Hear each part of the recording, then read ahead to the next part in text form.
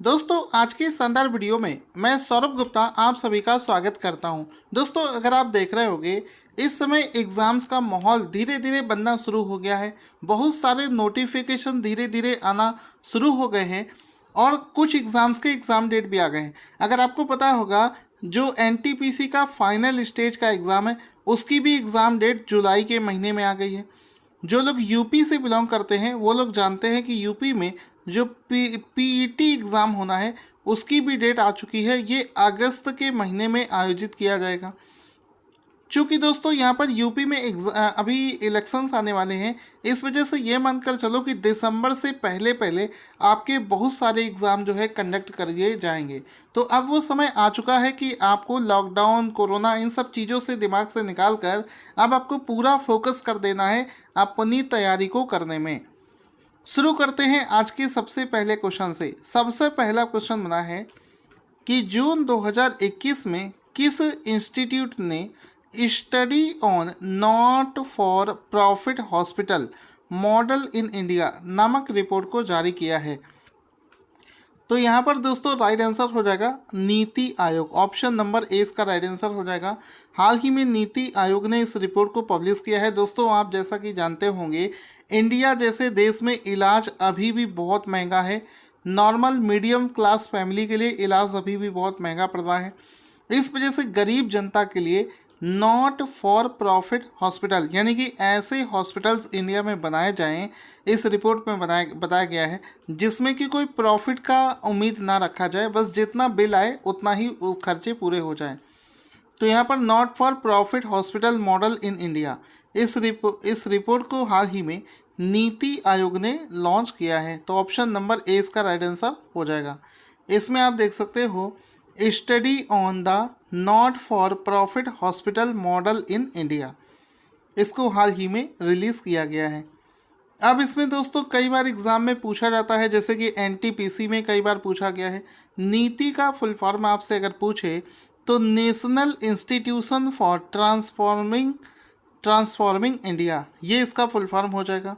ठीक है, this is very important. National institute for transforming India, ये इसका पूरा फुल फॉर्म हो जाएगा। इसके बाद में इसके बारे में समझते हैं। ये जितने भी मैं अभी आपको क्वेश्चंस करवाऊंगा ये सब एग्ज़ाम में पूछे गए। नीति आयोग को इस्टेब्लिश किया गया था 2015 में। ठीक है, इससे पहले इसको प्लानिंग कमीशन के नाम से जाना जाता था। इसके चेयरमैन का नाम है, इसका एक्स ऑफिसियो चेयरमैन, यानी कि जो भी व्यक्ति प्राइम मिनिस्टर बनेगा वो इसका चेयरपर्सन हो जाएगा। तो करेंटली नरेंद्र मोदी इसके देश के पीएम हैं, तो वो इसके चेयरपर्सन हो जाएंगे। इसके जो चीफ एग्जीक्यूटिव ऑफिसर हैं, सीईओ हैं, उनका नाम है अमिताभ कांत और हाल ही में इनके कार्यकाल को बढ़ा दिया गया है। इसका जो मुख्यालय है वो नई दिल्ली में स्थित है। ये सारे पॉइंट्स अगर आपको क्लियर हैं तो स्टैटिक जीके वाला जो पोर्शन है उसको आप अच्छा कर सकते हो। 4 जुलाई के करंट अफेयर्स के अगले क्वेश्चन में चलते हैं। जैसा कि मैंने आपको बताया था कि जून 2021 में हाल ही में माइक्रोसॉफ्ट ने अपने लेटेस्ट विंडोज़ के वर्जन विंडोज़ 11 को लॉन्च कर दिया है, जो कि एक ऑपरेटिंग सिस्टम है।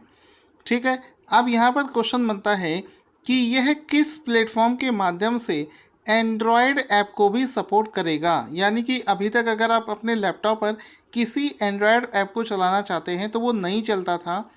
अब यहाँ पर जो नया विंडोज़ आया है विंडोज़ 11, अब इस पर आप जो मोबाइल ऐप्स होते हैं उसको भी एक्सेस कर सकते हैं। इसके लिए गूगल प्ले स्टोर नहीं यूज़ किया गया है, इसके लिए यूज़ किया गया है अमेजन प्ले स्टोर। तो अमेजन प्ले स्टोर का इस्तेमाल करके आप एंड्रॉयड ऐप्स को डाउनलोड कर सकते हैं और उसको अपनी इस लैपटॉप पर या विंडोज़ पर चला सकते हैं। ऑप्शन नंबर 20 का राइट आंसर हो जाएगा। जैसा कि आप एक फ़ोटो देख सकते हैं जिसमें कि आपको एक लैपटॉप का फ़ोटो दिख रहा होगा और इसमें देखो ये टिकटॉक है, याहू ऐप है, किंडल ऐप है, यूबर ऐप है। तो ये सभी एप्लीकेशंस हैं, इनको आप एक्सेस करना चाहते हो तो अमेजन ऐप स्टोर के माध्यम से इन एंड्रॉयड ऐप्स को डाउनलोड करके आप उसको एक्सेस कर सकते हैं। तो ये बहुत ही इंपॉर्टेंट क्वेश्चन है जिसको आप यहाँ पर देखेंगे। 4 जुलाई की करंट अफेयर्स में अगला प्रश्न बनेगा कि हाल ही में आत्मनिर्भर कृषि ऐप किसके द्वारा लॉन्च किया गया है? तो हाल ही में टेक महिंद्रा नाम से एक कंपनी है, उसने आत्मनिर्भर कृषि ऐप नाम से एक नए मोबाइल ऐप को लॉन्च किया है। इस ऐप के माध्यम से क्या होगा, जैसा कि आप देख सकते हैं, आत्मनिर्भर कृषि ऐप लॉन्च कर दिया है टेक महिंद्रा के द्वारा। और कौन सी मिनिस्ट्री के साथ में मिलकर बनाया है? Office of the principal scientific adviser के द्वारा इसको डेवलप करवाया गया है। ठीक है, अब ये क्या करेगा कि इस ऐप के माध्यम से किसान ये चीज़ पता लगाने में सक्षम होंगे कि उनकी जो मृदा है, उनकी जो ज़मीन है, उस पर कौन सी फसल सबसे अच्छी पैदावार होगी, इसके बारे में जानकारी पैदा करेगा। ये मिट्टी के प्रकार, मिट्टी का स्वास्थ्य, उसकी नमी, मौसम और इन सभी चीज़ों को एनालाइज करता है, उसके बाद में रिजल्ट्स बताता है। तो ये भी आपको याद रखना है। आगे चलते हैं। हाल ही में विश्व खेल पत्रकार दिवस, वर्ल्ड स्पोर्ट्स जर्नलिस्ट डे प्रतिवर्ष किस दिन मनाया जाता है? सो गाइस, एवरी ईयर 2 जुलाई को, एवरी ईयर 2 जुलाई को ये दिवस मनाया जाता है। 2 जुलाई को, हर साल 2 जुलाई को। This is very important question. हर साल 2 जुलाई को वर्ल्ड स्पोर्ट्स जर्नलिस्ट डे मनाया जाता है। ऑप्शन नंबर 20 का राइट आंसर हो जाएगा।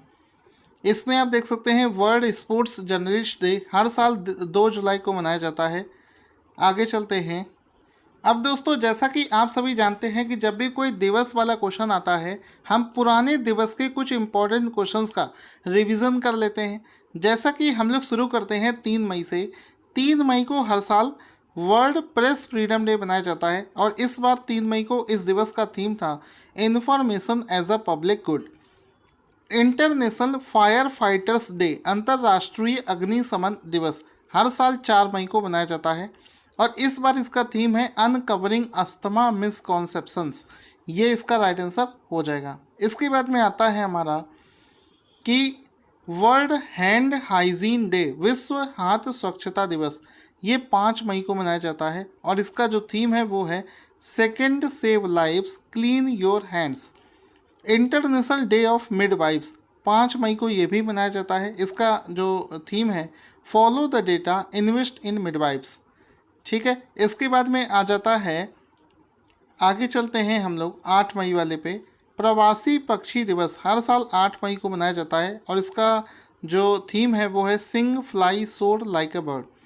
नेशनल टेक्नोलॉजी डे, राष्ट्रीय प्रौद्योगिकी दिवस, 11 मई को मनाया जाता है और इसका जो थीम है वो है science and technology for a sustainable future.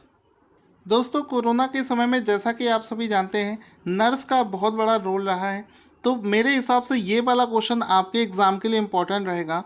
अंतर्राष्ट्रीय नर्सेस डे, नर्स दिवस 12 मई को मनाया जाता है और इसका थीम है कि nursing the world to health and nurses a voice to lead a vision for future health care. ये इसका थीम हो जाएगा। आगे चलते हैं। वापस से हम लोग आ जाते हैं अपने ओरिजिनल वीडियो पर। जुलाई 2021 में किसे उत्तराखंड का नया मुख्यमंत्री अपॉइंट कर दिया गया है? तो आंसर हो जाएगा हाल ही में पुष्कर सिंह धामी को। ऑप्शन नंबर 20 का राइट आंसर हो जाएगा। हाल ही में पुष्कर सिंह धामी को उत्तराखंड का नया मुख्यमंत्री बना दिया गया है। इनमें से आप देख सकते हो कि यहाँ पर तीरथ सिंह के इस्तीफे के बाद में ये आप देख सकते हो पुष्कर सिंह धामी, जिनको उत्तराखंड का नया सीएम बनाया गया है। यहाँ पर आप इनका फोटो देख सकते हो। ये उत्तराखंड के सबसे कम एज के मुख्यमंत्री होंगे, सबसे युवा मुख्यमंत्री होंगे। इनकी अभी जो एज है वो है 45 ईयर्स। और ये कहाँ से विधायक हैं, यहाँ पर आपको बताना चाहूँगा, ये ऊधम सिंह नगर जिले के खटीमा निर्वाचन क्षेत्र से विधायक के पद पर हैं। उत्तराखंड के राज्यपाल का नाम है बेबी रानी मौर्य, इसको भी आप लोग याद रखेंगे। आगे चलते हैं दोस्तों, अगला प्रश्न बनेगा कि हाल ही में किस फिल्म ने टोरंटो अंतर्राष्ट्रीय महिला फिल्म महोत्सव 2021 में डॉक्यूमेंट्री वो भी किसकी, बायोग्राफीज यानी कि जीवनी में सर्वश्रेष्ठ फिल्म का पुरस्कार जीता है? तो यहाँ पर एक डॉक्यूमेंट्री दोस्तों बनी थी शंकर महादेवन की लाइफ पर, जिसका नाम है डिकोडिंग शंकर। तो डिकोडिंग शंकर नाम से एक डॉक्यूमेंट्री बनी थी जिसमें कि किसी व्यक्ति की जीवनी है। इसी वजह से इसको टोरंटो अंतर्राष्ट्रीय फिल्म महोत्सव में सबसे अच्छी फिल्म का पुरस्कार दिया गया है, जिसका नाम है डी कोडिंग शंकर। इसका फोटो देख सकते हैं, डी कोडिंग शंकर। ठीक है, इस मूवी को दीप्ति सिवान के द्वारा बनाया गया है डिकोडिंग शंकर, जिसमें शंकर महादेवन की लाइफ के बारे में सारी चीज़ों को बताया गया है। इस मूवी ने ही इस अवार्ड को जीता है। अगला प्रश्न बनेगा कि हाल ही में IEA की रिपोर्ट के अनुसार किस वर्ष तक भारत 26 गीगावाट हाइड्रो पावर अतिरिक्त क्षमता विकसित कर लेगा। तो आंसर हो जाएगा कि वर्ष 2030 तक इंडिया जो है अपनी प्रेजेंट कैपेसिटी से 26 गीगावाट ज़्यादा ज़्यादा की अतिरिक्त क्षमता का विकसित कर लेगा। ऑप्शन नंबर डी इसका राइट आंसर हो जाएगा। ये रिपोर्ट किसके द्वारा पब्लिश करी गई है? इसको IEA के द्वारा रिलीज़ किया गया है। यहाँ पर आप देख सकते हैं, India to add 26 gigawatt hydro projects के मामले में बाई 2030 तक IEA की रिपोर्ट ये सामने आई है। इस डेटा को जिस रिपोर्ट में पब्लिश किया गया है उसका नाम है hydro power special market report analysis and forecast to 2030। इस रिपोर्ट में इस डेटा को शामिल किया गया है और इस रिपोर्ट को रिलीज़ किया है इंटरनेशनल एनर्जी एजेंसी ने। IEA इंटरनेशनल एनर्जी एजेंसी के द्वारा इस रिपोर्ट को रिलीज़ किया गया है। अब दोस्तों, ये जो ऑर्गेनाइजेशन है इंटरनेशनल एनर्जी एजेंसी, इसके एग्जीक्यूटिव डायरेक्टर का नाम है डॉक्टर फतीह बिरोह। इसका जो मुख्यालय है ये पेरिस फ्रांस में स्थित है। अब दोस्तों, चूंकि रिपोर्ट वाला क्वेश्चन किया है तो कुछ रैंक और रिपोर्ट का रिवीजन भी कर लेते हैं साथ ही साथ में। यहाँ पर क्योंकि रिपोर्ट वाला क्वेश्चन किया है तो अभी रिवीजन करने से दिमाग में चीज़ें बैठ जाएंगी।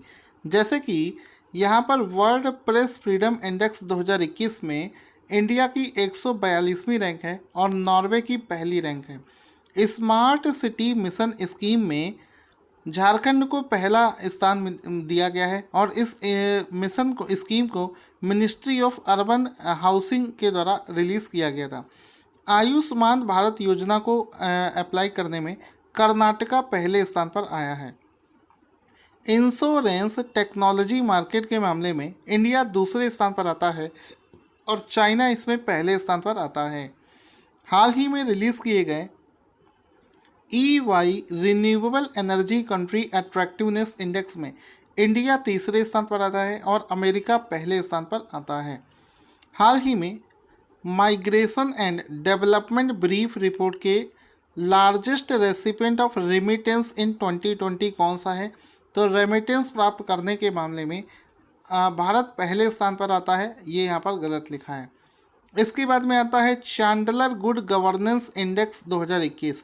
चैंडलर गुड गवर्नेंस इंडेक्स 2021 में भारत की रैंक है 49 और फिनलैंड पहले स्थान पर आता है। ग्लोबल एनर्जी ट्रांजिशन इंडेक्स में इंडिया 87 स्थान पर आता है। हेनले पासपोर्ट इंडेक्स जो कि हर क्वार्टर में चेंज होता है, इसका रिपोर्ट क्वार्टर 2 में इसकी रैंक आई है इंडिया की 84। इंक्लूसिव इंटरनेट इंडेक्स में इंडिया की रैंक आई है 49। इसके बाद में आता है इंटरनेशनल इंटेलेक्चुअल प्रॉपर्टी इंडेक्स 2021 में इंडिया की रैंक आती है 40वीं। इसके बाद में आ जाता है अल्टीमेट मिलिट्री स्ट्रेंथ इंडेक्स में इंडिया की रैंक आती है 4थी। ठीक है, तो ये सारी चीज़ें आपको रिवीजन करनी होती है। वापस से हम लोग आते हैं अपने ओरिजिनल वीडियो पर। हाल ही में टोक्यो पैरालंपिक्स खेलों के लिए भारत की तरफ से ध्वजवाहक किसे चुना गया है? तो अभी से अनाउंस कर दिया गया है। Option number A Mariyappan Thangavelu. हाल ही में मरियप्पन थंगावेलु जो है, इनको भारत टोक्यो पैरालंपिक्स खेलों में भारत की तरफ से ध्वजवाहक चुना गया है। ऑप्शन नंबर ए इसका राइट आंसर हो जाएगा। इसमें आप इनका फोटो देख सकते हैं, मरियप्पन थंगावेलु, जिनको हाल ही में ध्वजवाहक चुना गया है। ठीक है, ये कौन सा खेल खेलते हैं? ये एक पैरा हाई जंपर हैं जिनको हाल ही में चुना गया है। ये तमिलनाडु राज्य के सलेम जिले के रहने वाले हैं। ये जो टोक्यो पैरालंपिक्स हैं ये 24 अगस्त से 5 सितंबर के बीच में आयोजित किए जाएंगे। इसके बाद में दोस्तों क्वेश्चन बनता है कि अंतर्राष्ट्रीय सहकारिता दिवस इंटरनेशनल डे ऑफ कोऑपरेटिव्स प्रति वर्ष किस दिन मनाया जाता है? सो गाइस यहाँ पर राइट आंसर हो जाएगा एवरी ईयर, जुलाई के पहले शनिवार को। जुलाई के पहले शनिवार को, फर्स्ट सैटरडे ऑफ जुलाई, जुलाई के पहले शनिवार को इंटरनेशनल डे ऑफ कोऑपरेटिव्स मनाया जाता है। ऑप्शन नंबर डी इसका राइट आंसर हो जाएगा।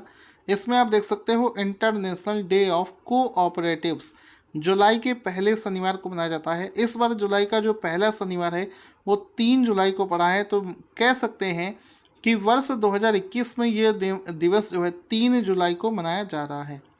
वर्ष 2021 के लिए इस दिवस की थीम है रीबिल्ड बेटर टुगेदर, ये इसकी थीम हो जाएगी। दोस्तों आज का क्वेश्चन जिसका आंसर आपको देना है कि हाल ही में सॉप्सी ऐप किसके द्वारा रिलीज़ किया गया है? आंसर कमेंट बॉक्स में लिखना ना भूलें। और सभी एग्ज़ाम्स की डेट लगभग फाइनल हो चुकी है। अगर आप उन सभी एग्ज़ाम्स की तैयारी करना चाहते हैं तो जल्दी से तैयारी करना शुरू कर दें। चैनल को सब्सक्राइब करना ना भूलें।